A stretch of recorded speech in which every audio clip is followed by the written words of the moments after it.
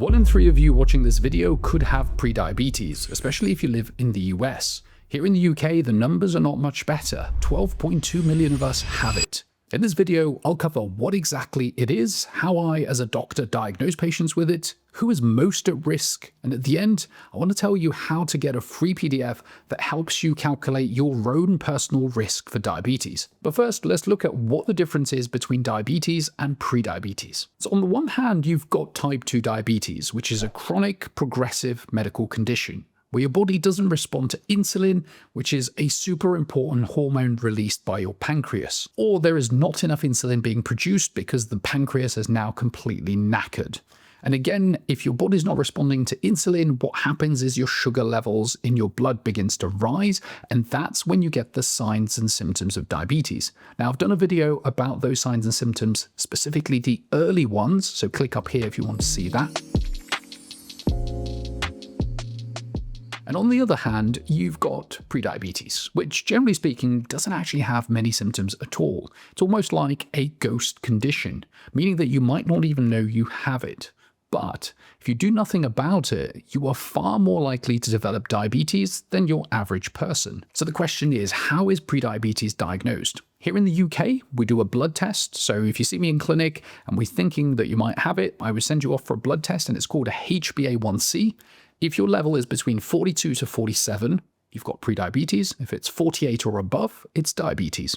US, they have a slight different measurement system, but essentially prediabetes is 5.7 to 6.4, and diabetes is 6.5 and above. So HbA1c is an average measure of your blood sugar levels over the last 2 to 3 months. So it's actually quite useful. It's not just a snapshot of what your blood sugar levels are doing on that day.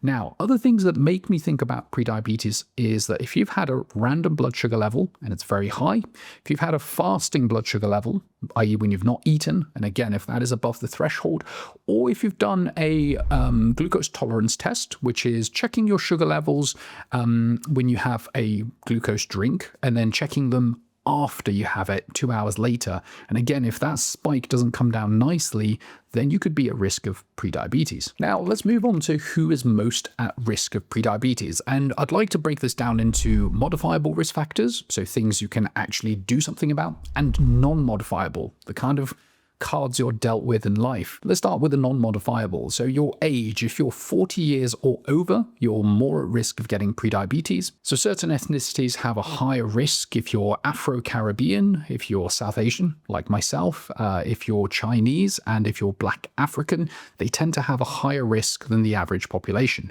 Also, if you've got a family history of type 2 diabetes, then you're more at risk, especially if it's parents, children, or siblings. And also, if you've had gestational diabetes or polycystic ovarian syndrome, so PCOS, then you are more at risk of prediabetes. Now, let's move on to the things we can actually do something about, because these are important as well. And probably these outweigh the things we can't do anything about, which is good news. The key one is if we are overweight or obese, especially if it's more central obesity. So if we've got a lot of fat around our tummy, if we live a sedentary lifestyle, meaning that you do your 9 to 5 sitting down, you get home and you sit down and watch Netflix and don't actually do much activity, people with unhealthy diets, so high in processed food and sugars, have a higher risk of this as well.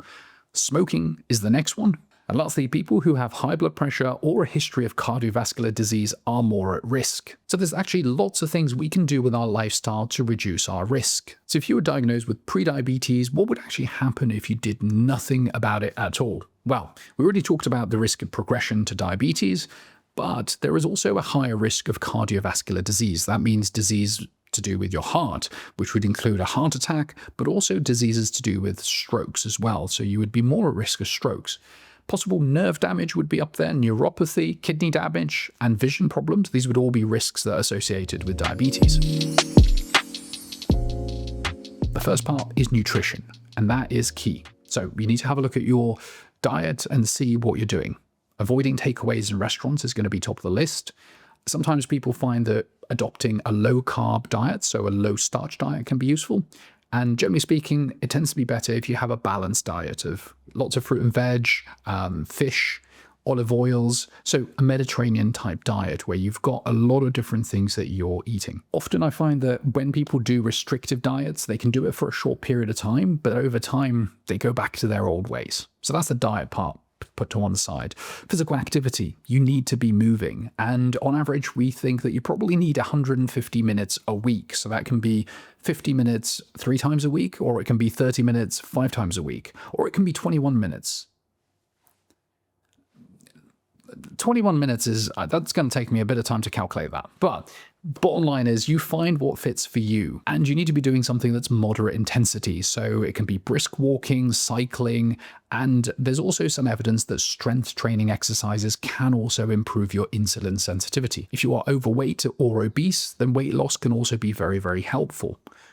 And lastly, there are some key behavioral changes that we have to think about. If you smoke, or if you drink too much alcohol, then quitting smoking and reducing your alcohol is going to be top of the list. We also know that when we are very stressed, we tend to make unhealthy choices. So managing stress with meditation, with mindfulness can also be very, very useful, as well as getting enough sleep. If you're cranky and you've not had enough sleep, then we tend to, again, go for junk food, binge eat, and those kind of unhealthy habits.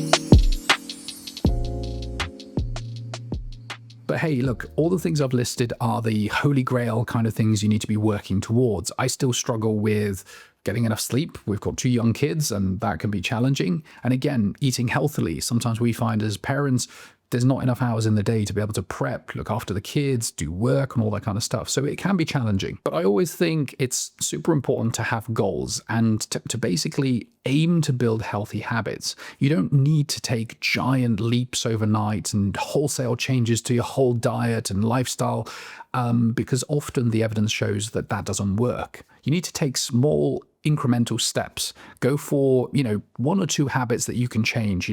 Go for a walk after dinner, or aim to fill half your plate with vegetables when you're eating. And over time, once you've built those habits over a couple of weeks, you can start to add new healthy habits on top. So you're stacking your habits. But I would also say don't be too tough on yourself if you had some bad days. It happens to all of us, and having this kind of thought process of all or nothing or beating yourself up about things won't help. Healthy living is about kind of a journey where you want to get to the end destination, and along the way you picking up little habits that will help you. And it's going to take a long time, and it's going to take a lot of effort, but in the end I think it will be always worthwhile. Now, if you want to check your own personal risk of getting type 2 diabetes, then there is a measuring system that I've put together as a free PDF. I'll link it in the description and probably in the comments below.